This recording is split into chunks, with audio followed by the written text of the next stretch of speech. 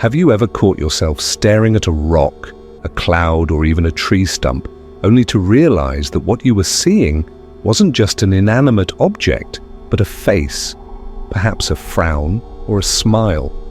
You might have even noticed a face in a random pattern on the wall, something that made you pause and wonder, am I imagining things? If you've had this experience, you're not alone. This phenomenon, where our minds identify familiar patterns, especially faces, in objects or patterns that don't actually have them, is known as pareidolia. At first glance, pareidolia may seem like a harmless trick our minds play on us. It's almost amusing when you think about it. Your brain sees faces in clouds or patterns in wood grains, and for a brief moment, it feels like the world itself is speaking to you in a strange, unexpected way.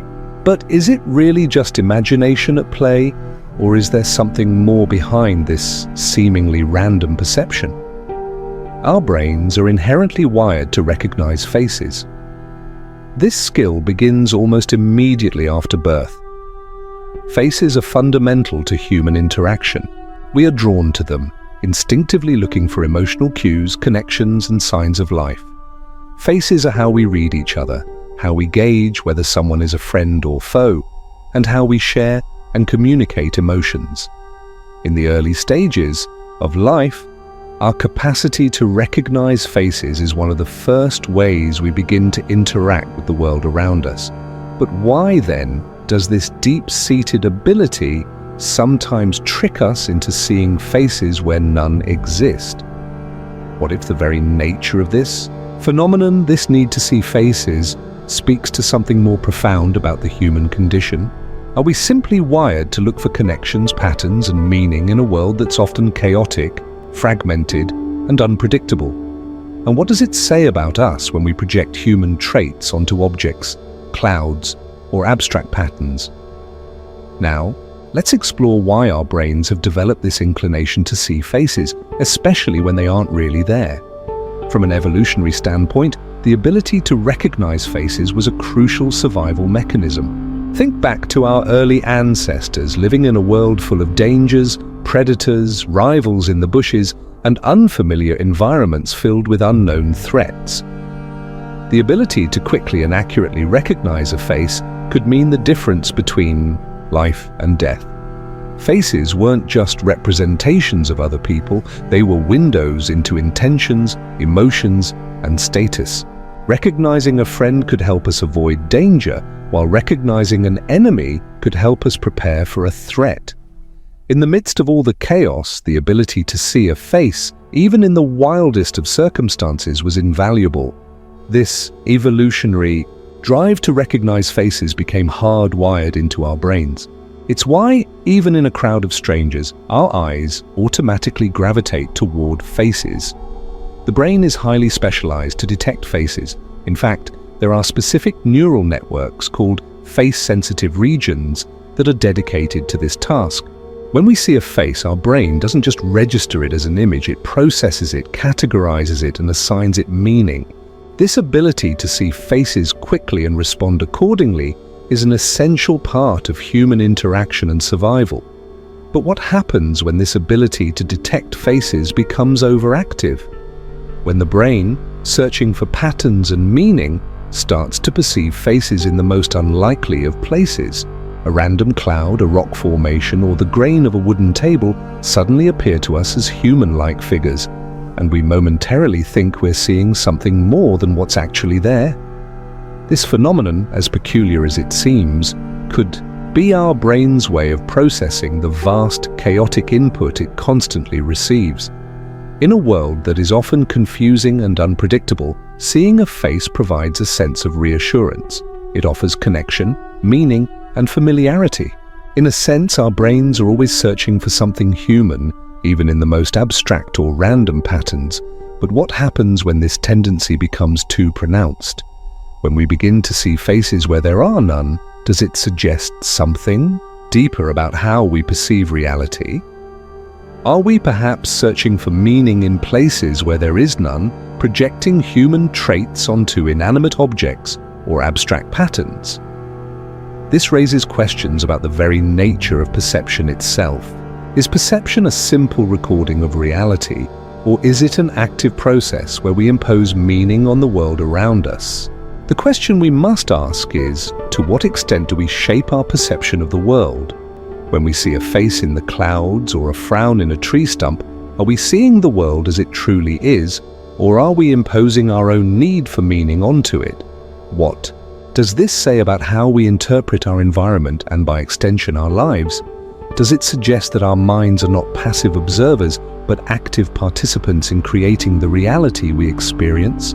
In exploring Pareidolia, we also come face to face with the reality that our perceptions of the world are not objective truths, but interpretations shaped by our instincts, desires, and needs. In the end, the question isn't just about why we see faces where they don't exist. It's about what this says about how we navigate and make sense of a complex, unpredictable world. When we project faces onto abstract patterns, are we looking for something more than just shapes? Now let's shift the lens to artificial intelligence and consider an intriguing parallel. Just like our brains, AI is designed to recognize patterns. Over the years, we've created systems and algorithms that can detect faces in photos, videos, and even surveillance footage. AI is adept at scanning vast amounts of data to identify familiar patterns, much like our brains are wired to search for faces. But here's the twist. What if AI, like the human mind, starts to perceive faces in unexpected places, faces where none exist? What happens when an AI trained to detect faces begins seeing patterns that aren't really there? In fact, AI has already shown signs of Pareidolia-like behavior. Researchers have discovered that machine learning models, when exposed to random noise or abstract patterns, sometimes see faces, animals, or human-like figures in the data. It's a striking resemblance to how the human brain reacts to ambiguous visual stimuli. In a way, both human perception and artificial intelligence seem to be operating on a similar level. Both are trying to impose meaning on patterns, even when there might not be any real significance to what they are seeing. This similarity invites us to rethink the very nature of intelligence. When AI starts seeing faces in random data, does that mean it's becoming more like us? Does it indicate that AI is starting to develop a human-like perception of the world, one that is both limited and prone to misinterpretation?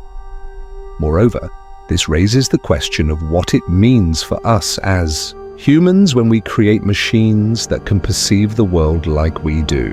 Are we creating a new form of perception, one that mirrors our own? And if so, what does it mean that these machines designed to see the world in human-like ways are also prone to the same misinterpretations and errors of perception that we are? Does this suggest that perception itself, whether human or machine, is inherently flawed, subjective, and open to error? Pareidolia, while seemingly a quirky phenomenon, isn't just a trick of the mind, it's a reflection of how we, as humans, process and make sense of the world. It highlights the deep need. We have to find meaning, patterns, and connections, even when there are none. This search for meaning is not just a survival mechanism, it's an essential part of being human. It shapes our relationships, our cultures, our art, and our understanding of the universe. In many ways, it's the very thing that makes us human. In the end, this all comes down to one simple question. How much of what you see is real? How much of your perception of the world is shaped by your mind's search for meaning, even when it's not there? And most importantly, what does that say about the nature of reality itself? Hit the like button, share your thoughts in the comments, and let's uncover the secrets of perception and reality, one question at a time.